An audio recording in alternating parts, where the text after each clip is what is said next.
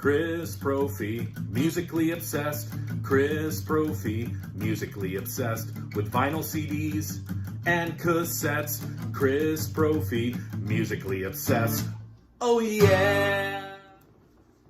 All right, ready to get retro? Let's look at an album from 1988, and I'm talking about Death Angels, Frolic Through the Park. This was their second record following the Ultraviolence that came out in 1987. When this album came out, the members were all under 20 years of age. Pretty amazing. I have Frolic Through the Park, a reissue on vinyl. This is the music on vinyl version. This includes 3 extra tracks. On side D, you get Dehumanization, Silent Killer, and Witches of Nave. And then I also have a early CD pressing of it. There are the boys right there on Enigma. Killer record. It continues that thrash momentum that they started with the first record, but they branch off into so many other genres of metal, and I'm going to talk about that as I get into the songs. You've got a great vocalist in Mark Asagueda, and I just love his vocals throughout this record. I was attracted to this album because of the single Bored, and when I bought it as a kid, I just loved everything else on the record. I've been wanting to talk about this album for a long time. Death Angel definitely needs to be mentioned in the thrash pioneers, if we're going to go there. And if you don't know this record, but you like thrash, definitely check it out. It opens up with a song called The Third Floor, and you get an elevator sound in the beginning. You hear kids laughing, and then it breaks into this thrashiness, and much of the album has this vibe of a demolition derby. Picture a car on the fringes of breaking apart, driving around, crashing into other cars.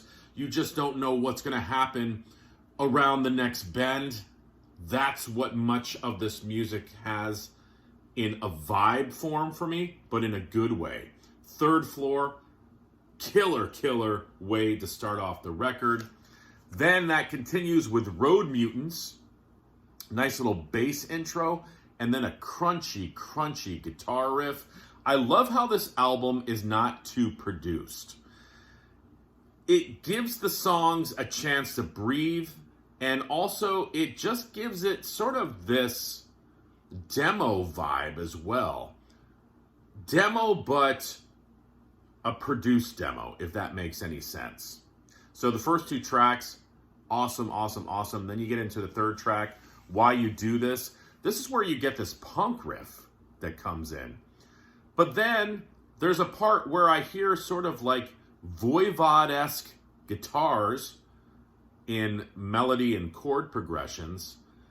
And then the punk riff comes back in again, and it's got this sort of rolling chorus. Why you do this? Why you do this? Love it. And then Bored.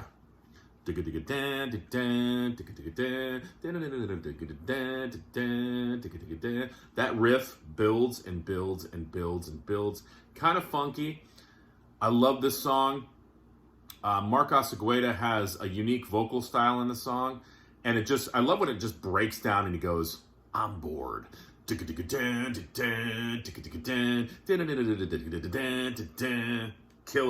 Killer.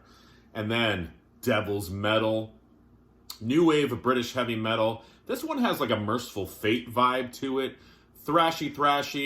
Could have been even on Metallica's Kill 'Em All. Love the song Devil's Metal.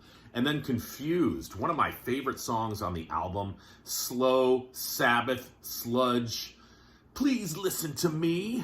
I don't wanna be confused anymore. Please listen to me. I don't wanna be confused anymore. Love that song. Then we have Guilty of Innocence. You guys like DRI? This has a crossover DRI sound to it. Remember how I told you you get different stuff on this album? This is where I hear DRI. They must have been an influence for Death Angel. The song Open Up, it begins with this sort of chant, rap-like beginning that the guys are doing. Then it breaks into a groove. It's a funky groove. It reminds me of like what Bang Tango would do on Psycho Cafe. Totally different vibe. Funky. Great, great stuff. Shores of Sin. Slow intro. It's like 2.5 minutes before it gets into the song. You hear some sound effects of waves and then kind of like a melodic, mellow intro. But then it breaks off into the thrash. Killer tune. They do a version of Kiss's Cold Gin.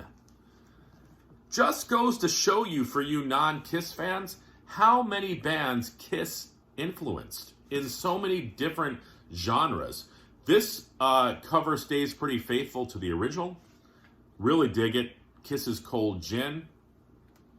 And then they end with a song called Mind Rape. Again, big time hardcore crossover thrash on that tune as well.